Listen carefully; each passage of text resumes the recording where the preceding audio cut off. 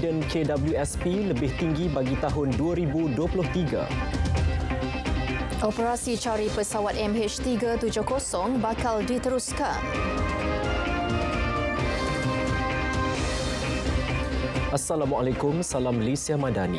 Lawatan rasmi Perdana Menteri ke Australia menyaksikan satu lagi sejarah penting bagi pemerkasaan kerjasama dalam pelbagai bidang. Ia menerusi perjanjian bilateral dan multilateral, memorandum persefahaman serta inisiatif yang bertujuan memperkukuh hubungan kedua-dua negara. Laporan Syamimi Saripan di Melbourne, Australia.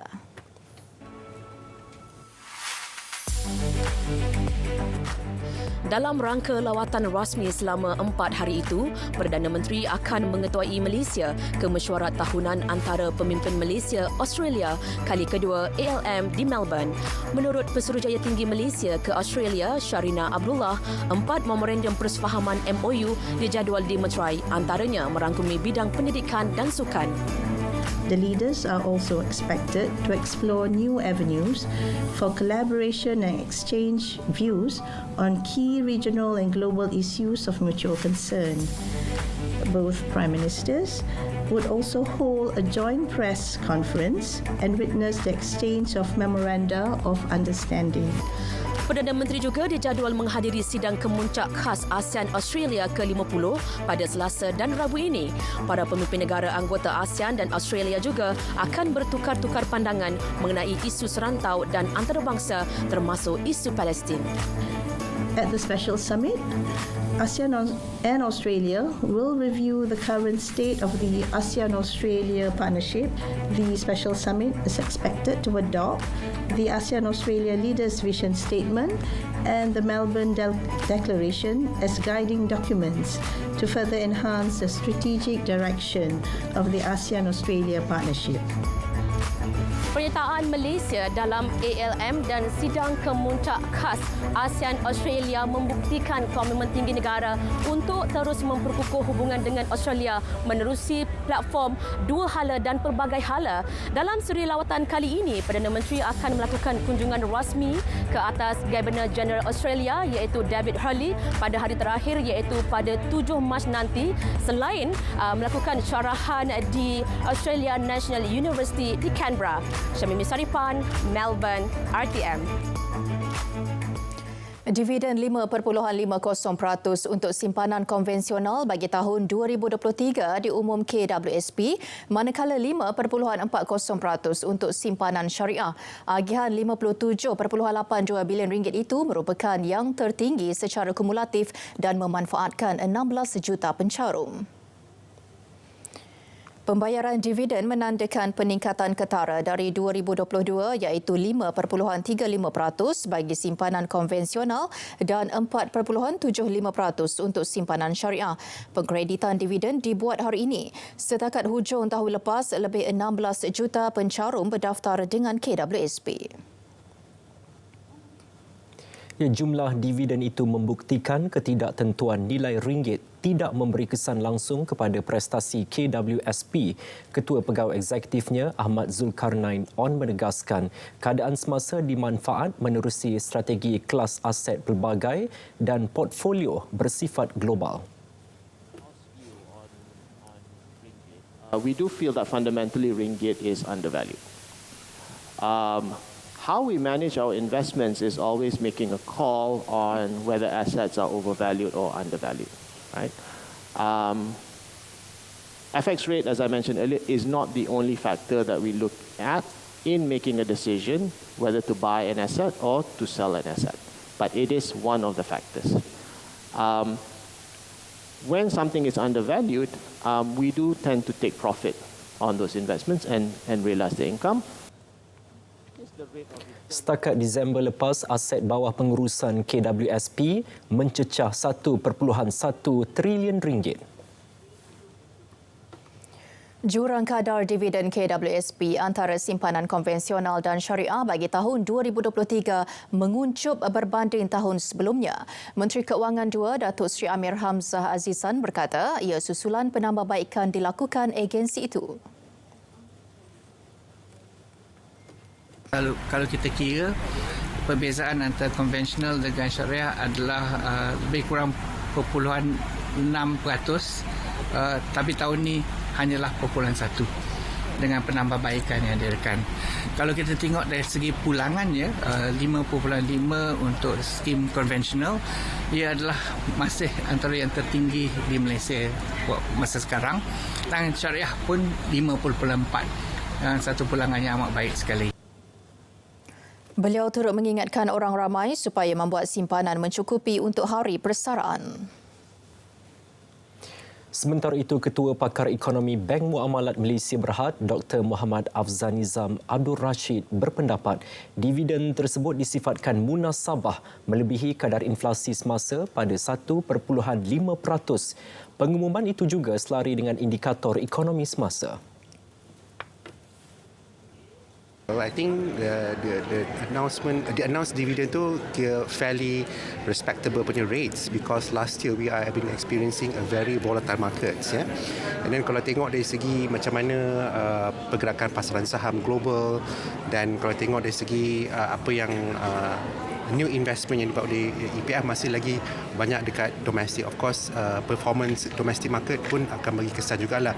But in a nutshell, kalau saya tengok dari segi peningkatan dalam gross income more than 20% kan, dan the announced dividend pun melebihi kadar inflasi. So secara umumnya saya nampak dividen yang diumumkan tu adalah dalam trajectory yang respectable lah.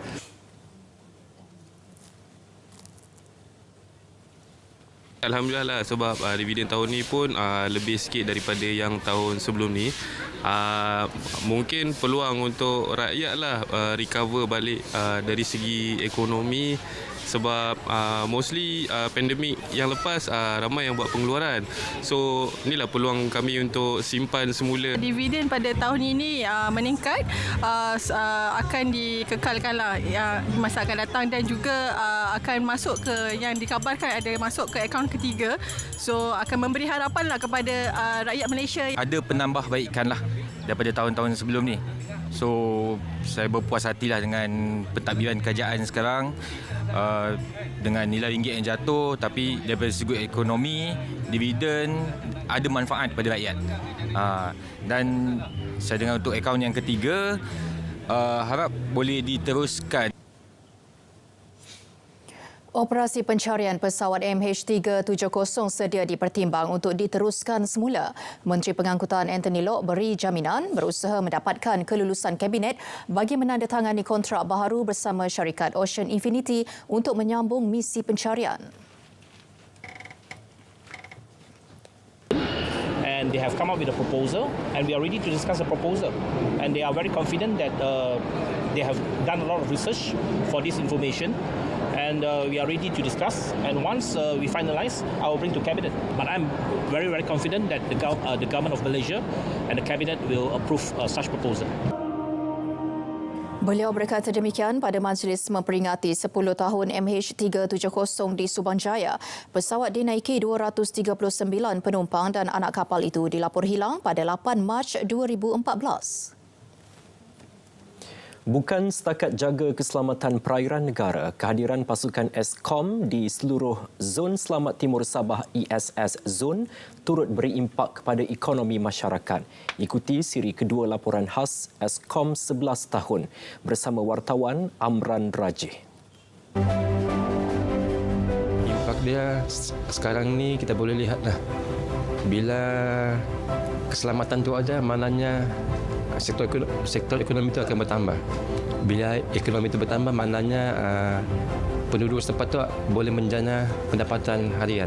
Apa yang saya tengok di sini, sektor yang paling melonjak naik adalah pelancongan. Menjadi nadi penghubung dengan masyarakat, bahagian Eskom berusaha memperkukuh kerjasama antara penduduk setempat dengan pasukan keselamatan. Ini termasuk memastikan agenda pelaksanaan pembangunan atau penjanaan kesejahteraan di S-Zone sentiasa dipertingkat dari semasa ke semasa. Eskom sudah melalui fasa-fasa perjalanannya selama 11 tahun. Pada pengamatan saya, engagement yang kita buat melalui tindakan-tindakan awam, melalui bual bicara, melalui sembang, melalui perjumpaan, mesyuarat, saya dapati bahawa masyarakat di Ezon semakin mempunyai keyakinan terhadap tahap kerjasama sebenarnya. Itu yang saya tidak akan putus-putus menyatakan bahawa tanggungjawab menjaga keselamatan negeri Sabah, terutamanya di pantai timur ini, adalah tanggungjawab bersama dengan masyarakat. Ternyata penubuhan Eskom memberi kesan positif kepada ekonomi dalam kalangan penduduk di zon Selamat Timur, Sabah. Adanya Eskom 11 tahun di Lahadatu ni, saya dapat lihat kemasukan pelancong ke Lahadatu semakin meningkat kerana mereka begitu yakin dengan kehadiran Eskom. Seperti kita sedia maklum, di Lahadatu ni kita terdapat dua khazanah utama dunia di Lahadatu, iaitu Danum dan juga Tabin itu sendiri. Segi keselamatan di Lahadatu ni begitu terjamin. Kita nampak pentadbiran Eskom menjaga begitu ketatlah dari segi macam menceroboh. Alhamdulillah boleh terkawal lah. Dan juga ekonomi Lahadatu dan juga masyarakat Lahadatu ni terjaminlah buat perniagaan. Genap 11 tahun penubuhannya, peranan Eskom masih relevan. Penduduk di S-Zone memerlukan agensi itu untuk terus menjaga keselamatan dan keselamatan hidup mereka. Melalui tagline "Tiada hari tanpa operasi", Eskom kerap mengkoordinasi operasi keselamatan bagi memastikan kestabilan tahap keselamatan dan ketenteraman awam bukan sahaja di sempadan perairan, malah juga daratan berada pada tahap tertinggi. Amran Raji, Berita RTM. Sebelum memulakan perjalanan, pastikan dokumen perjalanan anda lengkap. Kekalkan jarak sekurang-kurangnya 10 meter dari kenderaan depan. Jika anda ingin memotong kenderaan besar, berwaspada dengan titik buta.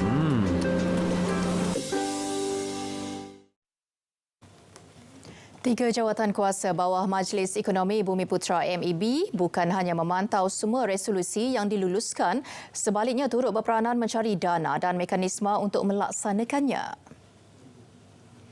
Timbalan Perdana Menteri Datuk Seri Dr. Ahmad Zahid Hamidi berkata beliau juga telah mengarahkan MARA untuk memulakan usaha tersebut bagi memperoleh dana tambahan sumbangan wakaf kumpulan sasaran.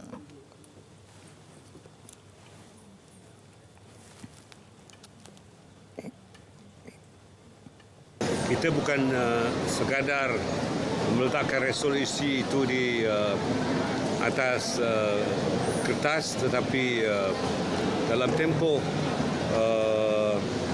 hingga bulan Jun, semua perancangan bagi menterjemahkan pelaksanaan resolusi itu telah berada di tangan urustia tetap atau sekretariat tetap, dan dalam tempoh yang terdekat ini kita akan melaksanakan semua apa yang telah diresolusikan, termasuk bagaimana yang diucapkan oleh Yang Amat Berhormat Perdana Menteri. Tiga jawatan kuasa berkenaan ialah Jawatan Kuasa Induk, Pemandu dan Kerja. Sementara itu, bagi memastikan segala usul dan resolusi Kongres Ekonomi Bumiputera KEB 2024 dijayakan segera, sebuah sekretariat tetap ditubuhkan bawah MEB. Lebih 1,000 premis diperiksa KPDN sejak pelaksanaan kadar baharu cukai perkhidmatan Jumaat lepas. 24 daripadanya diberikan notis selepas disyaki melakukan pelarasan harga. Menterinya Datuk Armizan Muhammad Ali memaklumkan penguatkuasaan dan pemantauan dijalankan menerusi Ops Kesan. Notis itu adalah melibatkan premis-premis yang kita melihat memang ada dilakukan adjustment terhadap harga. Jadi apa yang kita mahu melalui notis itu supaya peniaga yang terbabit memberikan maklum balas kepada kita mengapakah adjustment harga itu dilakukan dalam tempoh 4 hari. Untuk kita mengkaji sama ada adjustment harga yang dibuat itu adalah selari dan tidak bertentangan dengan undang-undang pencatutan kita. Orang ramai yang mengesan manipulasi harga disaran membuat aduan. Meningkatkan akses rangkaian penerbangan ke Malaysia merupakan antara agenda utama ke arah menjayakan Tahun Melawat Malaysia 2026. Pelbagai strategi dirangka termasuk dialog dengan pemain industri penerbangan bertujuan merangsang permintaan berkaitan laluan penerbangan. Ikuti laporan Jalbert Robert yang membuat liputan persidangan Roots Asia di Langkawi baru-baru ini.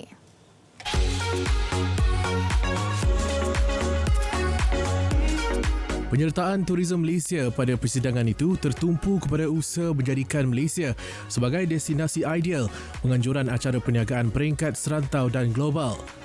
Negara-negara jarak jauh memerlukan penerbangan ke Malaysia dan we hope that kita haraplah dengan penyertaan ini kita dapat menggalak, mempromosikan Malaysia dan seterusnya memberi kejayaan kepada Tahun Melawat Malaysia 2026. Malaysia Airport selaku pengendali rangkaian lapangan terbang negara pula fokus dengan strategi demi menambah baik pengalaman pengguna.